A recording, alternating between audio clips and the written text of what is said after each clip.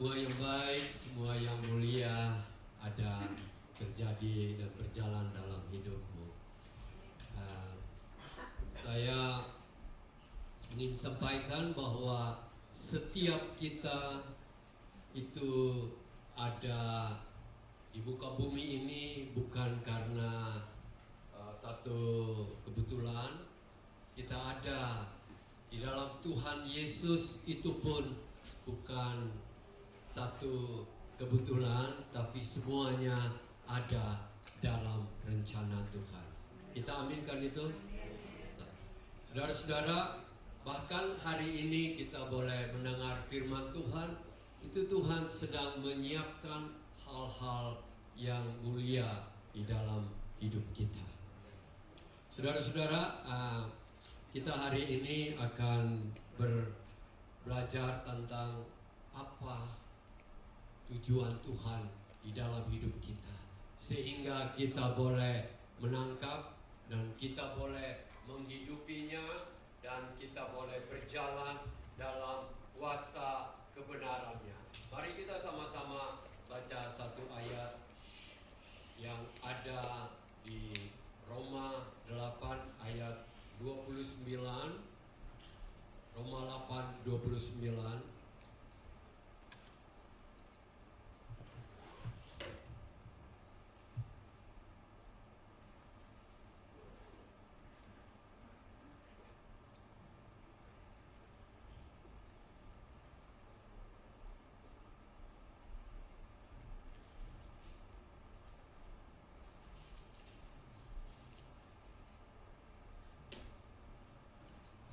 Roma 8 ayat 29 katakan, sebab semua orang yang dipilihnya dari semula, mereka juga ditentukannya dari semula untuk menjadi serupa dengan gambar anaknya, supaya ia, anaknya itu, menjadi sulung di antara orang banyak. Jadi saudara dipilih dan dipanggil untuk menjadi serupa dengan gambar anaknya. Anaknya adalah Tuhan Yesus.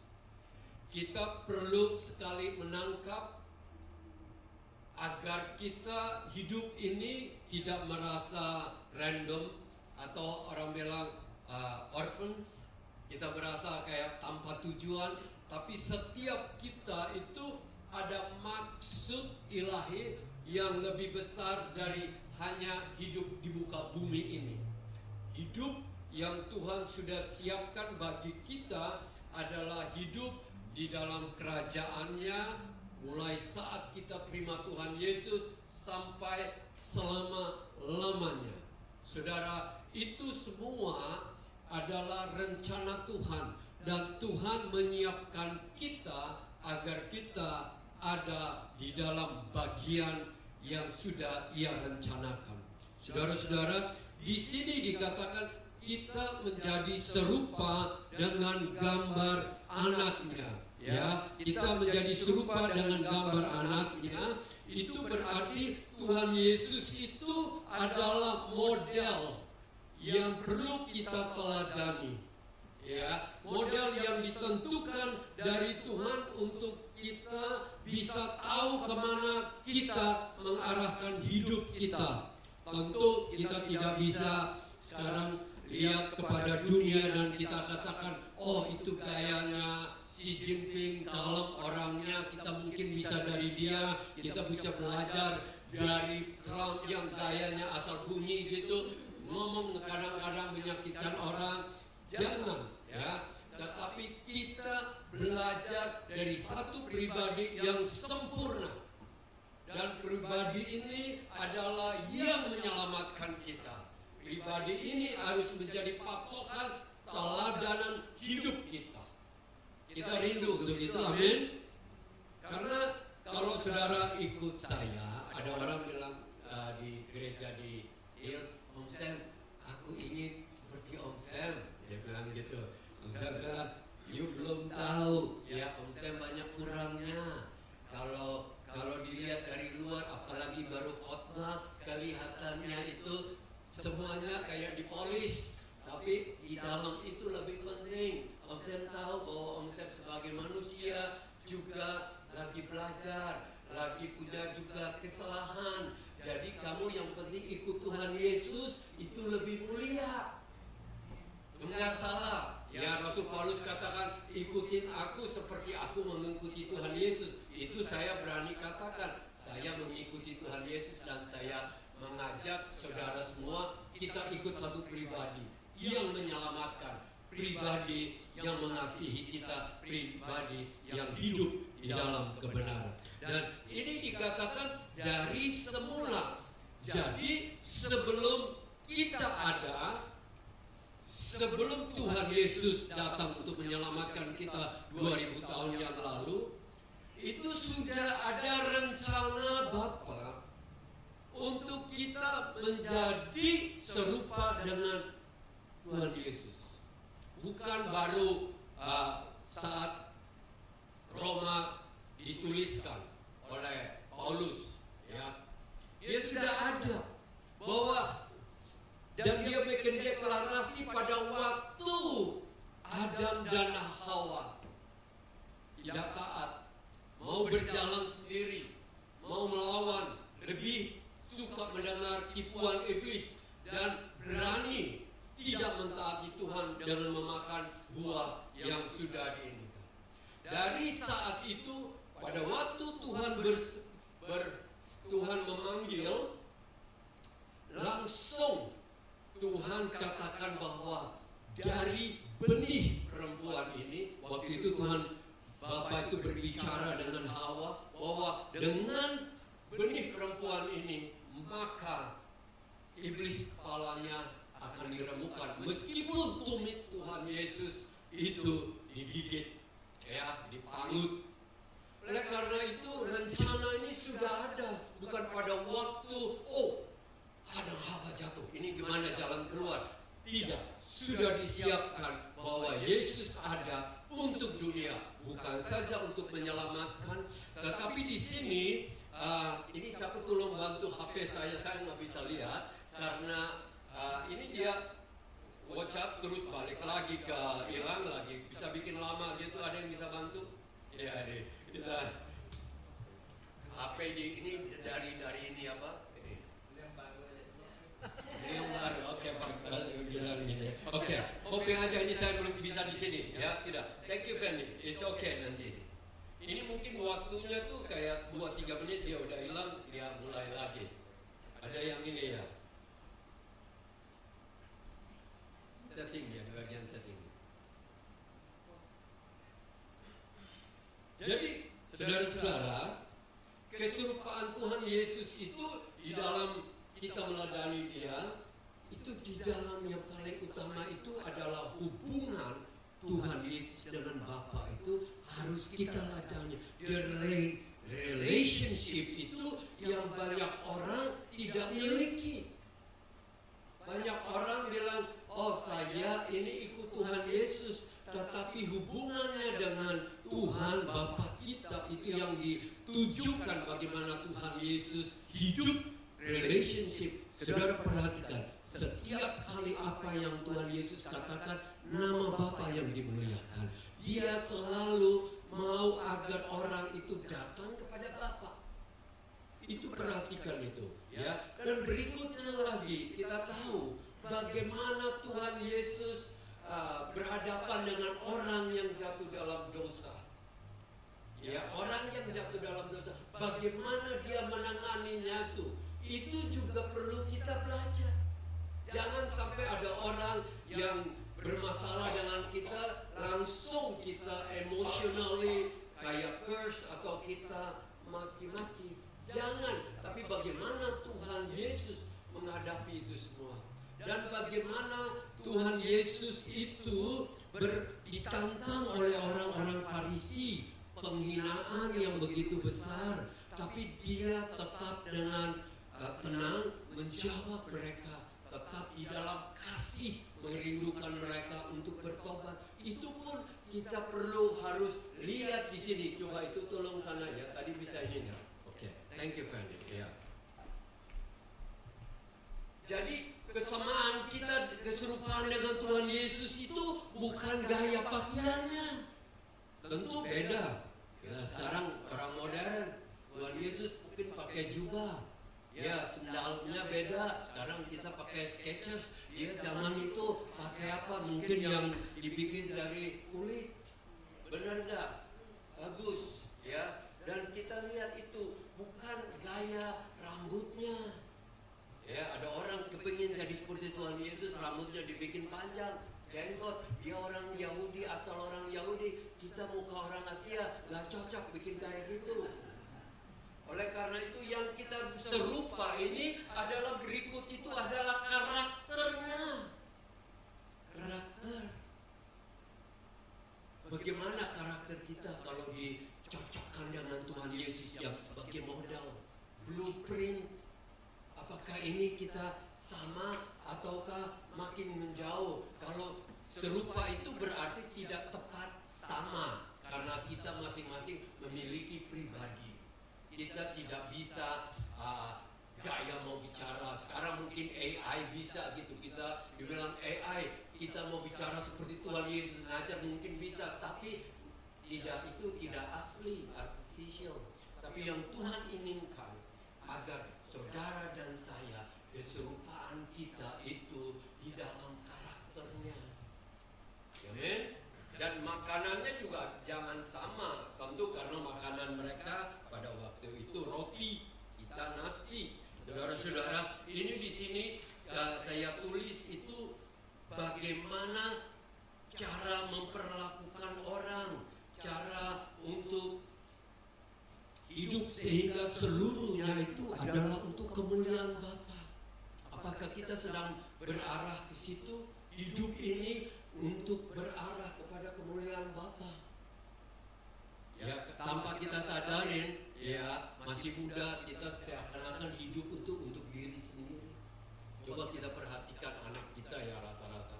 Kan mereka tuh hanya mikirkan bagaimana apa yang menyenangkan mereka. Tetapi makin kita dewasa, kita makin tahu mana yang benar, mana yang salah. Oleh karena itu perlu sekali kita itu menangkap keserupaan apa saja. Tuhan Yesus itu berdoa.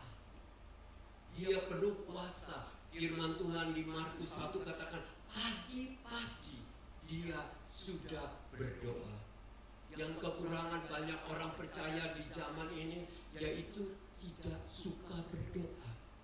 Hanya berdoa itu pada waktu lagi butuh. Ya, lagi butuh. Jangan, kita harus memiliki hidup itu yang hubungannya itu makin serupa dengan Tuhan Yesus. Tuhan Yesus memberikan teladan itu bukan saja yang dia ajarkan, tapi bagaimana dia hidup itu harus menjadi teladan dalam hidup kita. Apa yang dia lakukan itu yang perlu kita lakukan. Banyak orang bilang, oh saya kepingin supaya saya doa orang-orang sembuh sama seperti Tuhan Yesus. Bisa, karena Tuhan Yesus katakan di dalam Yohanes 14 ayat 12 katakan bahwa perkara-perkara ini akan dilakukan oleh murid-murid, tapi juga lebih besar. Itu ada ayatnya. Tapi bagaimana kita hidup sehingga kuasa itu bisa bekerja sepenuhnya di dalam hidup kita. Itu penting sekali. Jadi hari ini pertanyaannya, tujuan hidup kita, maksud hidup kita itu jangan ngambang. Jangan hanya untuk sementara, tetapi kita punya rencana yang kekal bersama Tuhan.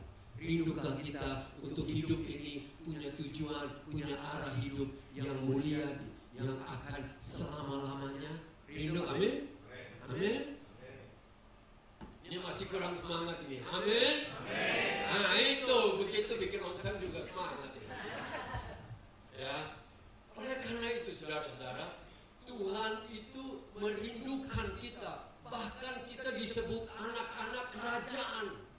Anak kerajaan itu harus mirip dengan rajanya. Ya, dan anak kerajaan itu bukan hanya mirip, tetapi akan diberikan kuasa, diberikan kepercayaan, bahkan diberikan otoritas untuk memimpin, untuk menghakimi. Saudara baca itu semua, ada semua. Jadi Tuhan Yesus itu menyelamatkan sekedar dia percaya nanti bertahan nanti sudah tua nanti mati masuk surga. Bukan, mulai dari sekarang itu Tuhan sudah mulai menyiapkan kita, memperlengkapi kita untuk hal-hal yang mulia. Hal-hal di muka bumi ini. Waktu Trump pergi ke China, kita lihat itu ada Elon Musk diundang, ada Nvidia bosnya diundang, Indo Johnson kan, mereka multi-bilioner. Kita pikir kenapa kita nggak diundang? Gak apa-apa kalau gak diundang sama manusia duniawi, tapi raja di atas segala raja akan welcome kita dan membagikan kita tugas-tugas yang Ia sudah sediakan selama-lamanya. Saya percaya si Toro nanti di sana jadi kepala pajak. Benar nggak? Eri, kita nggak tahu. Mungkin di sini Tuhan akan pakai. Kenapa? Tuhan kerajaan sorga itu ada kekal. Tapi mulai dari sekarang ini Dia mempersiapkan kita untuk hal-hal yang dulu.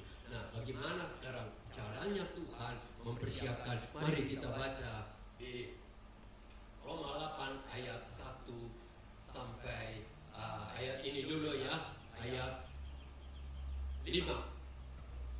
Ya, demikian sekarang Roma 8 ini menurut saya satu pasal yang sangat powerful sekali. Demikian sekarang tidak ada penghakiman bagi mereka yang ada di dalam Kristus Yesus. Roh yang memberi hidup telah memerdekakan kamu dalam Kristus dari hukum dosa dan hukum maut.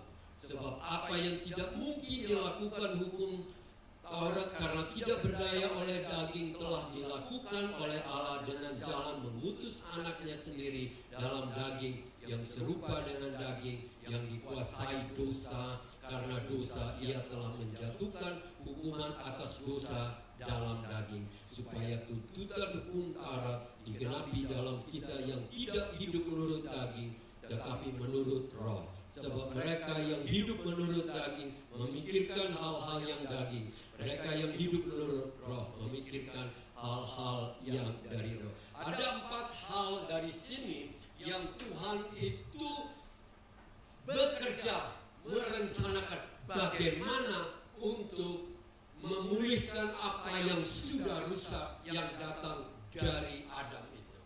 Tanpa kita sadari, kita lahir di dalam benihnya Adam. Dan benih Adam itu ada yang namanya dosa. Ada yang namanya benih dosa, keinginan dosa, apa semua untuk melawan Tuhan. Dan akhirnya kita keluar dari target yang Tuhan inginkan. Itu semua karena dosa itu. Dan bagaimana Tuhan harus deal dengan kita. Yang pertama kita baca di situ, Tuhan itu, saudara baca, Dia itu tidak ada penghukuman. Dia bereskan yang namanya hukuman itu di dalam hidup kita.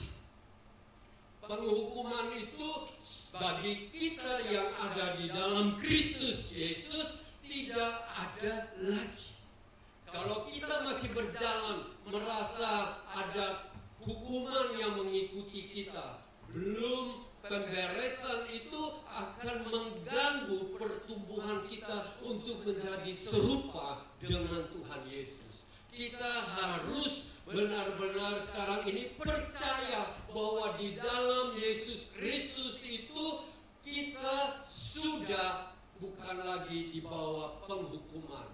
Karena apa? Karena kita telah mengalami pembebasan oleh Raja di atas segala raja dan pembebasan di dalam Putra Allah yang berkorban untuk kita. Jadi saudara-saudara, hari ini kalau ada sesuatu yang masih menuduh kita, yang selalu menghantui kita, menakutkan kita, kenapa kok kita nggak bisa hidup di dalam damai sejahtera, tidak bisa tenang, itu salah satu kita harus terima bahwa Tuhan hari ini dan waktu kita terima Tuhan Yesus itu dosa kita sudah dihapus. Firman Tuhan katakan sejauh timur, sejauh barat, dosa kita itu dibuang, dilupakan oleh Tuhan. Jangan masih lagi, oh dulu pernah saya berkata begini, minta ampun, udah beres. Ya, kita semua bukan berarti saat kita menerima Tuhan Yesus langsung kita sudah jadi perfect. Kita dalam perjalanan transisional, transformasi dari step ke step untuk menuju kesempurnaan itu. Saudara tahu bahwa saya pada waktu sudah terima Tuhan Yesus semangat sekali, tetapi kalau orang masih mau berkelahi sama saya juga masih layak. Terus terang, pada waktu muda Ibu Ruth sampai di kereta api aja takut. Di sini ada orang barat waktu kayak dia hina kita gitu, langsung saya panggil dia untuk turun di stasiun untuk berkelahi. Bayangkan, orang parkir itu tempat saya mau diambil sama dia, saya juga bilang kalau you keluar, saya akan turun pukul kamu. Maka dia lari. Saya hanya kasih tahu itu semua transisi di dalam hidup kita. Karena kita dari timur, kita orang timur, itu segala sesuatu diurusan dengan tinju. Jadi sudah terbiasa. Jadi waktu ke Australia masih bawa meskipun sudah terima Tuhan Yesus. Tapi puji Tuhan, Tuhan mengubah. Sekarang kalau orang marah, saya diam dan bilang, Tuhan, Engkau yang dimarahi juga. Saudara-saudara yang dikasihi Tuhan, kita semua ini perlu. Tetapi harus ada tujuan, harus ada di dalamnya. Jangan dulu sama seperti Tuhan Yesus sama sekarang sampai selama dulu tukang omong kosong, ini omong kosong, nanti omong kosong. Jangan bohong. Hidup ini harus benar-benar mengalami perubahan. Dan itu hanya terjadi pada saat kita itu ada di dalam Tuhan Yesus. Dan Tuhan Yesus itu mampu. Bukan dengan pengajaran dikatakan Taurat. Taurat itu punya pengajaran, ini saya kasih tahu supaya saudara tahu. Taurat itu hanya memberitakan bahwa ini ada dosa, ini dosa, dan kalau dosa ada hukuman. Tapi Taurat itu tidak punya kuasa untuk mengubah manusia dari dalam. Manusia itu semua kita dari dalam, meskipun ada hukum katakan jangan membunuh, tapi banyak orang yang pada waktu dia masuk penjara dan ditanya, kenapa kamu membunuh? Saya tidak punya kuasa untuk mengalahkan emosi di dalam saya, sehingga saya berbuat demikian. Mereka menyesal, tapi sudah terlambat. Saudara-saudara, kuasa di dalam itu yang bisa mampu melepaskan kita dari penghukuman, ikatan dosa, itu semua adalah dari kuasa Roh Kudus itu. Ada kuasa Kristus yang menyelamatkan, kuasa Roh Kudus yang melepaskan kita dari kuasa itu. Saudara, beberapa hari yang lalu saya dengar di YouTube ada dua wanita, yang satu Kristen, yang satu Islam, berdebat. Ya, yang Kristen katakan kita butuh Tuhan Yesus, karena kalau tanpa Tuhan Yesus kita tidak bisa diampuni, ya tahu. Dan mereka bilang begini, dari Islam punya bilang begini, oh kita itu kalau dosa datang langsung kepada Allah minta ampun, maka Tuhan akan ampuni karena Dia Maha Murah, Dia akan ampuni. Saya renungkan, memang ada kebenaran sedikit, tapi bukan sepenuhnya. Kenapa? Karena dia pikir bahwa dengan datang minta ampun itu dia sudah bisa berubah. Belum. Dia datang minta ampun tapi masih repeat lagi dosa itu, karena kuasa dosa itu diampuni, tetapi benihnya itu masih ada di dalam, benih dosa itu masih ada di dalam. Tetapi Tuhan Yesus itu bukan saja ini, tapi Dia mengangkat itu semua dari hidup kita. Amin. Oleh karena itu beda, ya. Kalau ada apa-apa, ada Tuhan Yesus, ada Roh Kudus yang memerdekakan kita. Kuasa kemerdekaan itu yang dibutuhkan oleh kita semua, ya. Saudara-saudara yang dikasihi, setiap hari dalam hidup kita, kita perlu sekali berjalan di dalam kuasa pengampunan kemerdekaan Tuhan Yesus, dan berani katakan bahwa di dalam iman penghukumannya saya sudah dipikul oleh Tuhan Yesus Kristus. Amin. Amin. Saudara, kalau coba suami istri saja masih bertengkar, belum beres, nggak enak kan? Nyetir mobil aja juga nggak enak kan, bukan? Ya. Kalau dengan Tuhan Yesus, kalau kita sudah beres, sudah selesai, utang kita sudah dibayar. Di firman Tuhan katakan tidak ada lagi yang kita hutang, karena Taurat tidak mungkin, tetapi kita itu mungkin karena Kristus.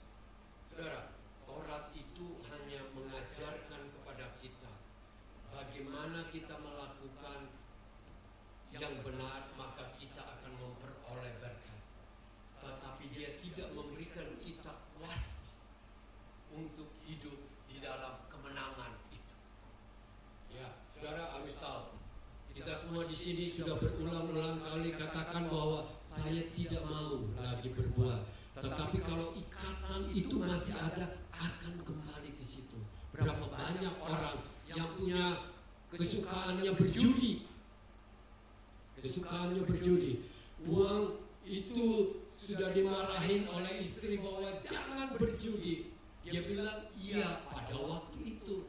Tetapi benih judi itu, keinginan judi atau keserakahan itu masih ada. Dengan mudah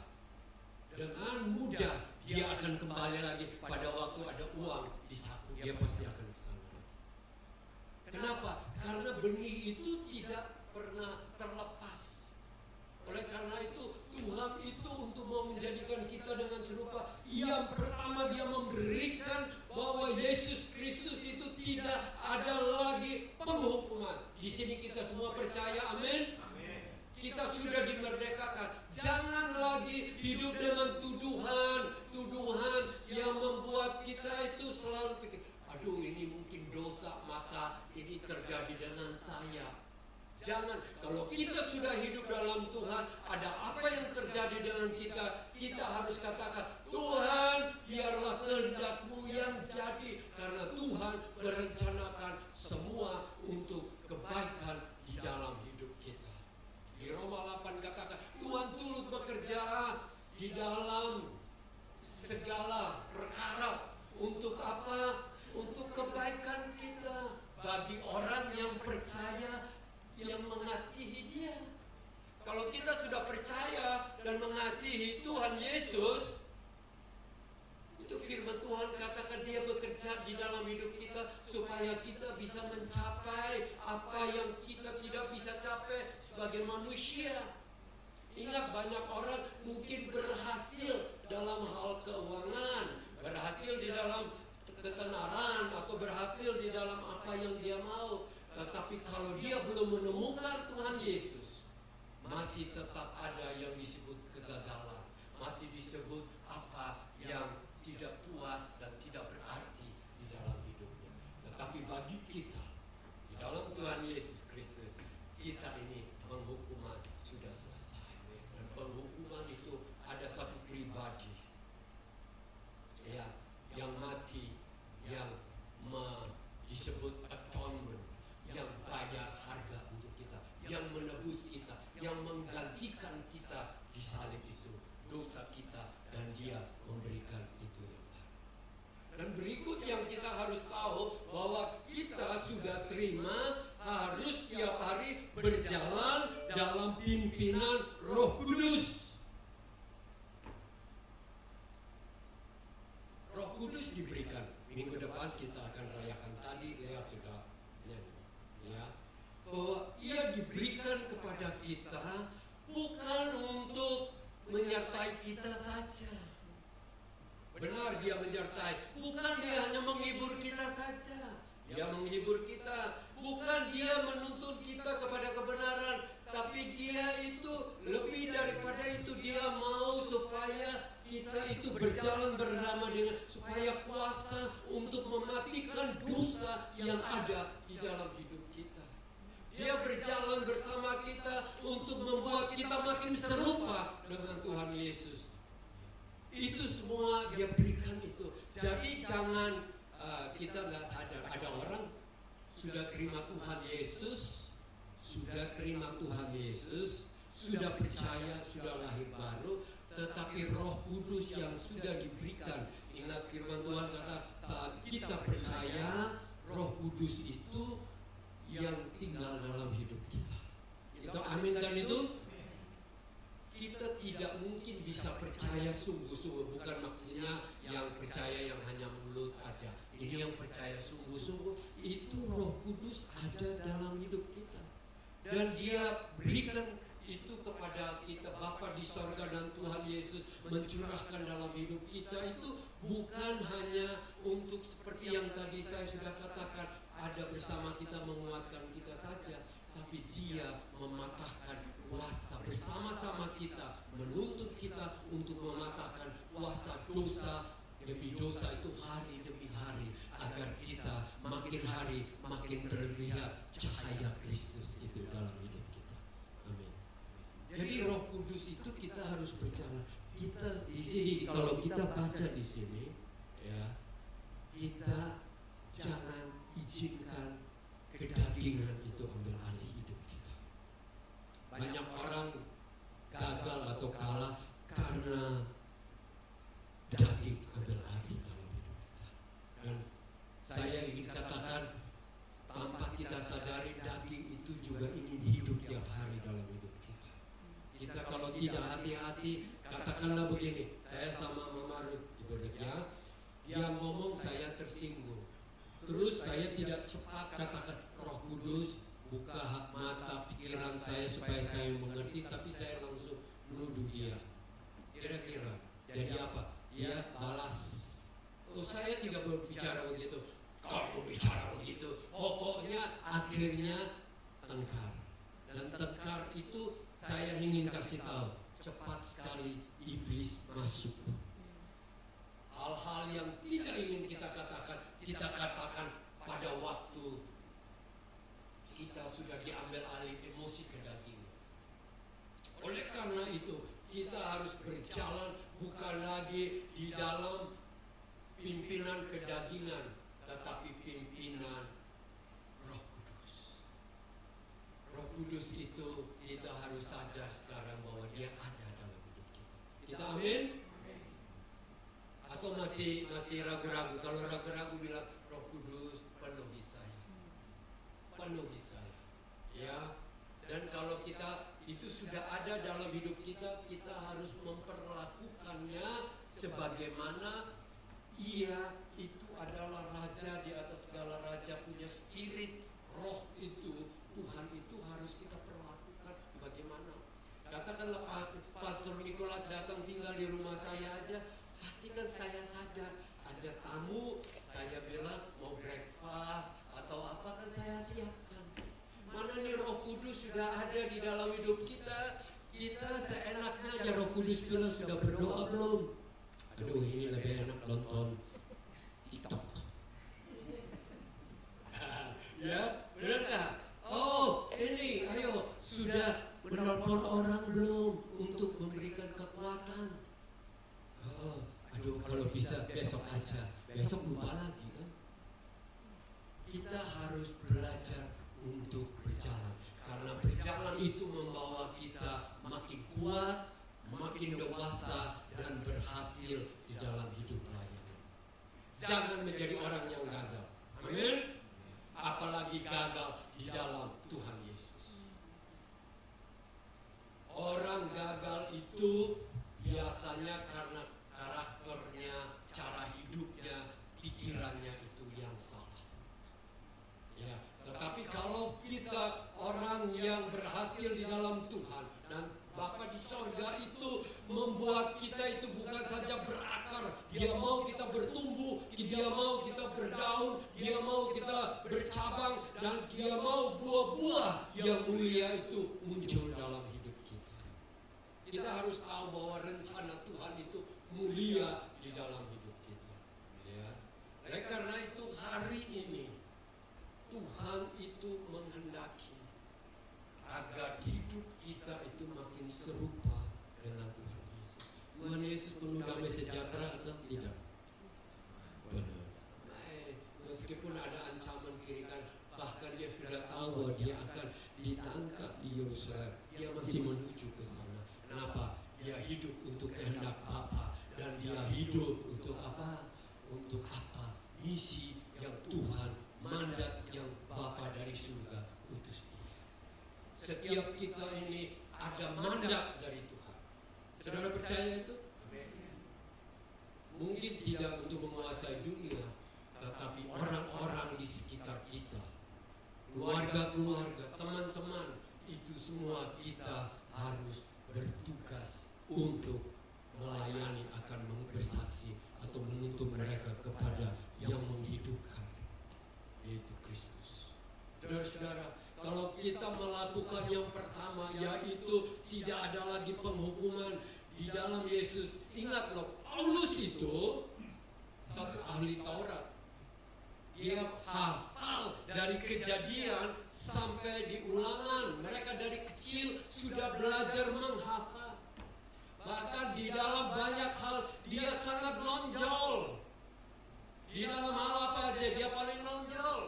Gurunya pun guru besar Gamaliel. Tetapi pada waktu dia bertemu dengan Tuhan Yesus, dia lihat semua kekurangan yang Taurat itu dia pegang dalam hidupnya. Dan waktu dia menerima Tuhan Yesus, dia lihat kuasa yang bekerja. Ingat, Tuhan Yesus waktu mengajar, orang-orang Yahudi yang ada di Kapernaum katakan, dia mengajar dengan kuasa. Bukan seperti guru-guru ahli Taurat hanya nerangkan, tapi kuasa dalam Tuhan Yesus. Dan kuasa itu kalau kita teladani Tuhan Yesus, hidup kita itu punya kuasa. Amin.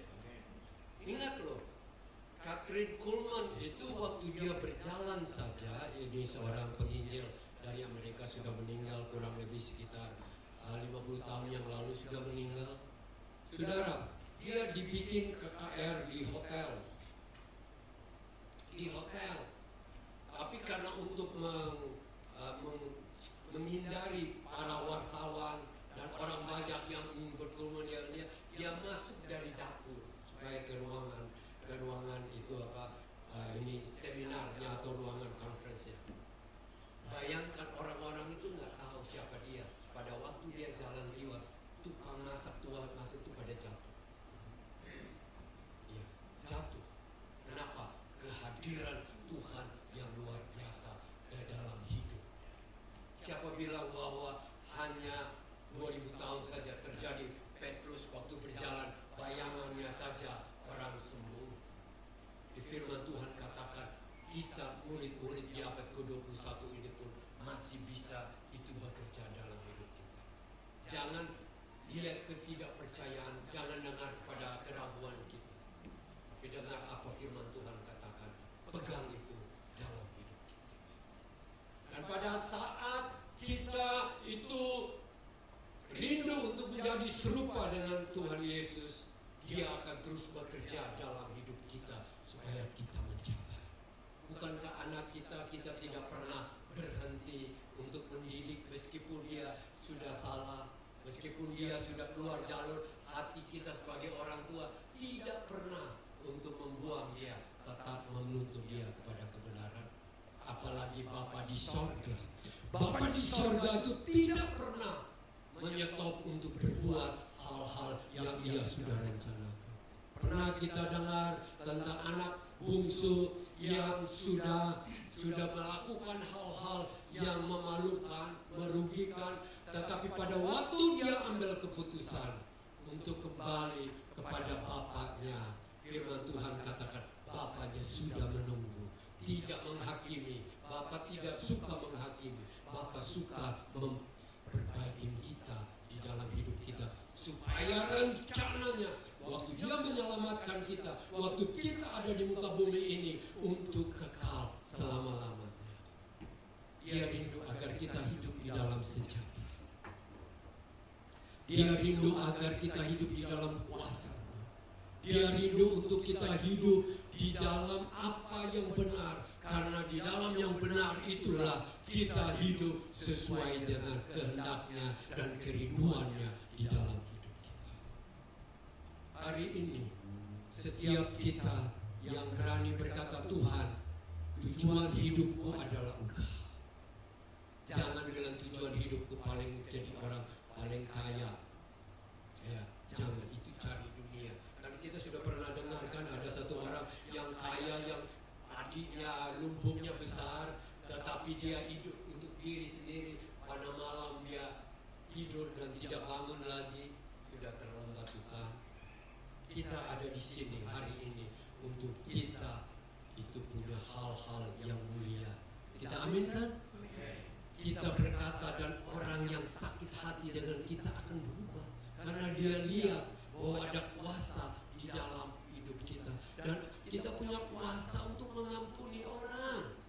Saudara tahu nggak, kalau kita tidak berjalan dalam kuasa Roh Kudus untuk mengampuni itu aja sulit. Tiap kali kita bilang mau mengampuni, hari Minggu kita mau mengampuni, tapi pada waktu ketemu lagi, muka kita sudah langsung jadi pepaya. Kenapa? Karena orang itu ada di tengah-tengah kita. Tapi kalau kita penuh dengan pengampunan, bahkan saya datang, saya bilang, saya tidak bilang saya mengampuni dan tidak bilang saya salah apa. Hanya datang, berikan salam, kasih sungguh-sungguh. Itu akan putuskan itu kuasa yang mengikat kita, kuasa pengampunan itu. Saudara-saudara yang dikasih, hari ini, kita hari ini, tujuan kita hanya adalah Tuhan. Karena itu yang termulia. Bukannya kita nggak bisa buka restoran, mau buka cabang yang dari sini kemana lagi itu. Oke, gereja mau buka, asal Tuhan pimpin, Tuhan bisa jalankan itu. Tapi itu bukan tujuan kita. Tujuan kita adalah serupa dengan apa? Tuhan Yesus. Amin. Amin. Jadi suami istri kalau lagi mulai kurang tegang atau sudah tegang, langsung bilang, ingat loh, kita sedang dibentuk oleh Tuhan Yesus untuk menjadi serupa dengan Dia. Ya, apa yang tidak mungkin itu mungkin di hadapan Tuhan. Percaya itu. Mau izinkan Dia bekerja dalam hidup kita. Amin. Maukah belajar untuk tidak hidup dalam kedagingan, karena kedagingan hanya membawa maut, hanya membawa kematian, hanya berlawanan dengan kehendak Bapa. Tapi Roh Kudus itu memberikan roh kemenangan. Di ayat 11 itu yang saat ini saya sedang praktekkan untuk orang-orang tua di Casut. Ingat, kita di Casut itu tiap hari dengar ada satu yang sakit, ada yang satu yang sakit. Jadi saya bilang, Tuhan, tolong Tuhan, ayat mana yang bisa bawa? Saya selalu ayat 11 ini, ya, ayat 1 ayat, ya. Dan jika roh Dia yang telah membangkitkan Yesus dari antara orang mati diam di dalam kamu, maka Ia yang telah membangkitkan Kristus dari antara orang mati akan menghidupkan juga tubuhmu yang fana oleh rohnya yang diam di dalam kamu. Artinya begini, pada waktu Yesus mati, Tuhan Yesus bangkit itu karena pekerjaan Roh Kudus. Amin. Dan kuasa yang sama Roh Kudus itu ada di dalam kita. Dan di dalam kita itu ada kuasa untuk memulihkan sakit penyakit kita, tubuh yang fana itu. Kita percaya itu, amin. Terima ini. Katakan, Tuhan, saya sakit, tapi saya percaya Engkau lebih hebat dari saya. Dokter-dokter itu bisa kasih ini, kasih itu, tapi bisa salah kasih resepnya. Saya bisa salah diagnosa. Saya ke dokter, saya sudah tahu. Ini kadang-kadang mereka sudah otomatis aja betul resep aja. Nggak tahu yang tepatnya mana kadang-kadang. Ya. Tapi kalau Tuhan kita, Dia tahu tepat untuk kita apa yang kita. Asalkan kita katakan hari ini, Tuhan, saya rindu untuk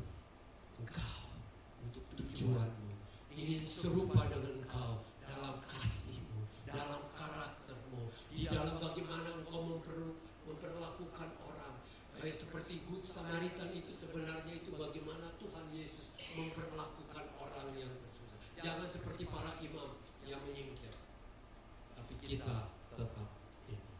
Kalau satu orang perempuan yang datang mau dilempari batu, orang Yahudi mau lempar batu, tapi dia menulis sesudah itu dia memerdekakan. Dia katakan, aku tidak menghukum engkau dan asal jangan berbuat lagi. Bagaimana Tuhan Yesus itu dalam hidup kita, ya.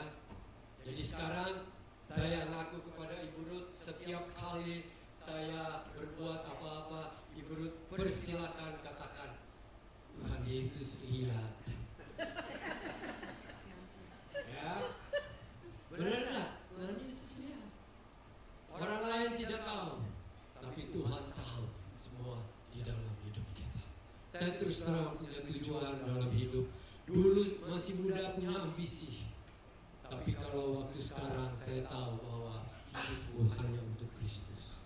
Matilah untuk Dia, hidup untuk pekerjaan Tuhan yang masih ada di muka bumi. Mari kita berdoa. Bapa Surgawi, kami percaya bahwa kami diselamatkan, kami dipanggil, kami ditentukan bukan hanya untuk dunia ini atau untuk hal-hal yang sementara di ini, tapi ada hal-hal kekal, hal-hal kerajaan kekal, hal kerajaan surga itu, dan Tuhan Engkau menghendaki agar kami ada di dalamnya. Dan Engkau merindukan kami serupa dengan Tuhan Yesus untuk memulihkan apa yang sudah dirusak oleh manusia pertama Adam dan Hawa. Tetapi manusia kedua yaitu Engkau Kristus, Engkau telah merubah dan merencanakan hal-hal yang mulia.